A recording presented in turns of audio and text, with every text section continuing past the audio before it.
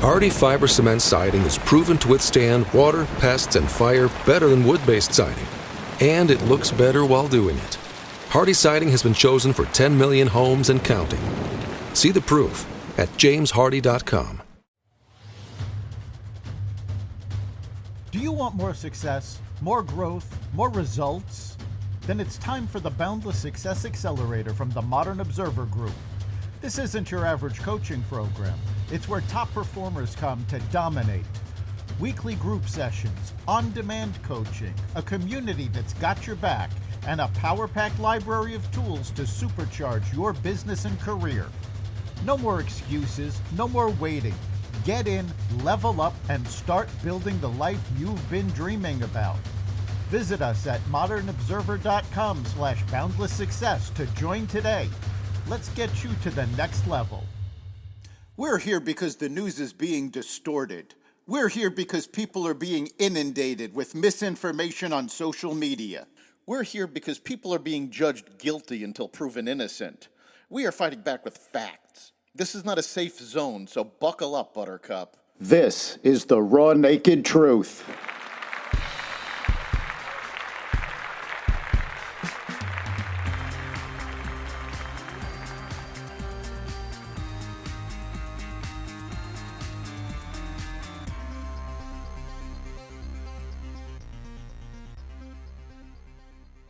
Biden says goodbye. The House passes the Defense of Women Act. The federal deficit skyrockets, and more. Welcome to the Raw Naked Truth. I'm your host, Eric Lopkin, and here's the news you need to know. President Joe Biden used his farewell address to the nation Wednesday to throw a temper tantrum about the Democrats' loss and deliver warnings about an oligarchy of the ultra-wealthy taking root in the country and a tech-industrial complex that is infringing on Americans' rights and the future of democracy. He neglected to mention his role in the tech sector's censorship of free speech and of the Hunter Biden laptop. Speaking from the Oval Office as he prepares to hand over power on Monday to President-elect Donald Trump, Biden seized what is likely to be his final opportunity to address the country before he departs the White House to spotlight the accumulation of power and wealth in the U.S. among just a small few.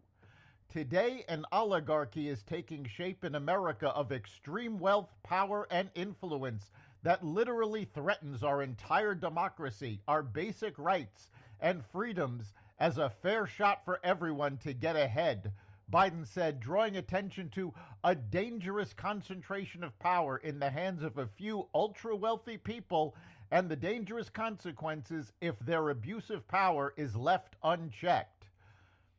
While railing against the so-called oligarchy, he avoided mention of the disastrous inflation and global chaos that occurred under his administration, nor did he mention the influence peddling he was involved with that led to him pardoning his son Hunter.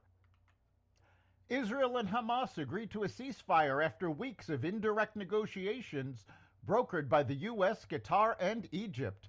The three-phase agreement announced yesterday in Qatar and set to be approved by Israel's government today starts with a ceasefire and intends to eventually achieve a lasting truce. However, a vote on the deal by the Israeli cabinet has been delayed after Prime Minister Benjamin Netanyahu accused Hamas of reneging on parts of the agreement, which Hamas denies. If approved, the deal's 6-week first phase is expected to begin on Sunday. Hamas is to start releasing 33 of the over 100 living and presumed dead Israeli hostages still held in the enclave, prioritizing Americans, women, children, and civilians older than 50. In return, Israel will release 1,100 Palestinian prisoners. The ceasefire deal is a direct result of the IDF decimating Hamas and Hezbollah despite Biden telling them not to, and the threat by President-elect Trump that all hell will break loose if the hostages are not released by January 20th. Two House Democrats have voted alongside Republican lawmakers to ban athletes born male from participating on girls' school sports teams. The Protection of Women and Girls in Sports Act, led by Representative Greg Steube, would amend federal law to specify that student athletes must participate in school sports teams that coincide with their gender at birth. Representatives Harry Quiller and Vicente Gonzalez were the lone Democrats to vote for the bill when it passed 218 to 206. Representative Don Davis voted present. All three won re-election on razor-thin margins in districts that have trended redder over the years. Senate Republicans have already signaled they are aiming to take up the bill shortly. The governor of Puerto Rico pleaded for President-elect Trump to intervene after Venezuelan dictator Nicolas Maduro threatened to invade the U.S. island territory. In a letter addressed to Trump, Governor Jennifer Gonzalez Colon said just a few days after holding an illegitimate swearing-in ceremony in a desperate attempt to cling to power in Venezuela, Maduro publicly proposed an invasion of Puerto Rico. Maduro, who was sworn in for a third six-year presidential term, despite international condemnation of his recent re-election as illegitimate, made the threat Saturday at the end of the International Anti-Fascist Festival hosted in Caracas. The socialist dictator made an apparent reference to Trump's remarks eyeing U.S. control of the Panama Canal and Greenland, stating, "Just as the North has an agenda of colonization, we have an agenda of liberation." Maduro vowed that the freedom of Puerto Rico is pending and we will achieve it with Brazilian troops, according to Latin American reports.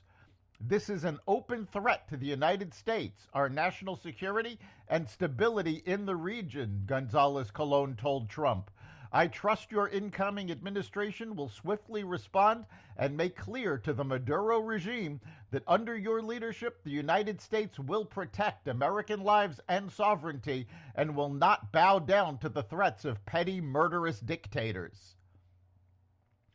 Former First Lady Michelle Obama will not attend the inauguration of President-elect Trump on Monday, which will mark the second absence in 2 weeks from a gathering of former presidents and their spouses.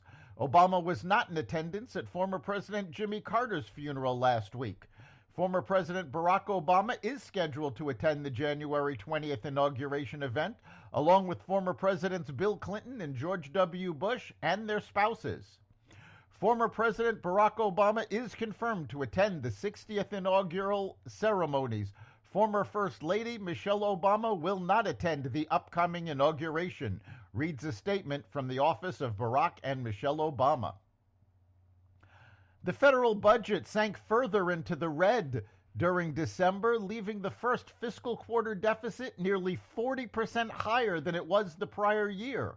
For the final calendar month of 2024, the shortfall totaled $86.7 billion, which actually represents a 33% decline for the same period a year prior, according to the Treasury Department report on Tuesday. However, that brought the three-month fiscal year total to $710.9 billion, some $200 billion more than the comparable period in the prior year, or 39.4%. Rising financing costs, along with continued spending growth and declining tax receipts, have combined to send deficits spiraling, pushing the national debt past the $36 trillion mark.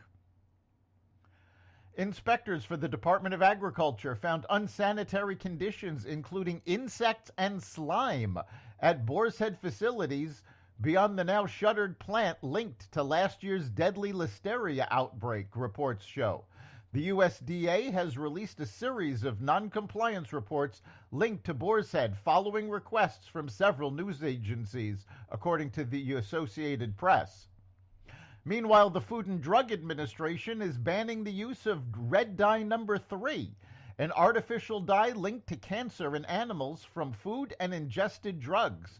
The move will impact thousands of food products on the market in the U.S., including Betty Crocker's loaded mashed potatoes and Morningstar Farms plant-based bacon strips. It is even in products that aren't red, such as Brock's candy corn. Food manufacturers will have until early 2027 to reformulate products that use red number 3. Consumer advocates have pushed the agency to revoke authorization for the additive after 2 studies linked it to cancer in male laboratory rats.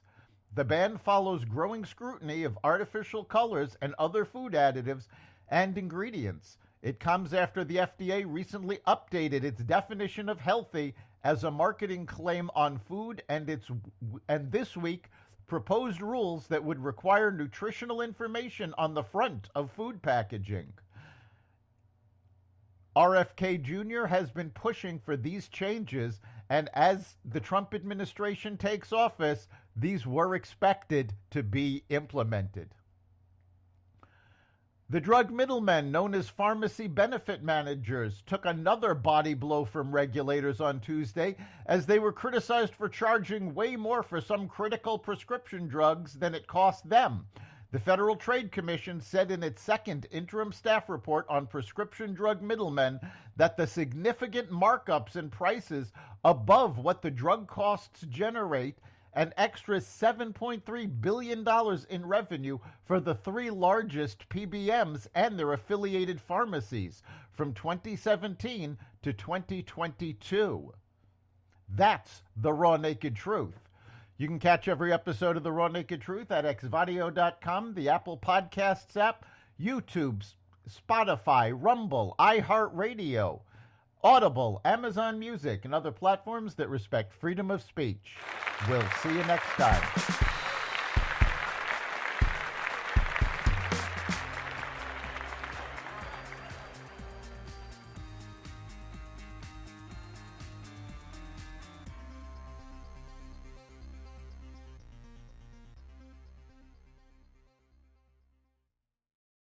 Hardy fiber cement siding is proven to withstand water, pests, and fire better than wood-based siding. And it looks better while doing it. Hardy siding has been chosen for 10 million homes and counting. See the proof at jameshardy.com.